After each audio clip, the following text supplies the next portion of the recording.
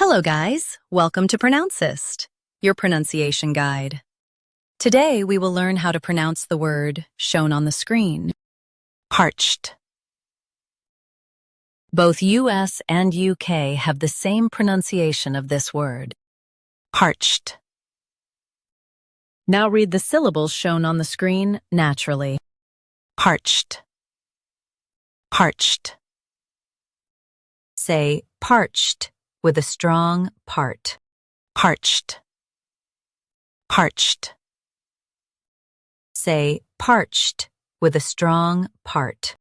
Parched, parched. Say parched with a strong part. Parched, parched. Practice repeatedly and you'll soon be able to say this word perfectly. The best way to practice is to repeat the syllable multiple times. The meaning of the word is extremely dry or thirsty.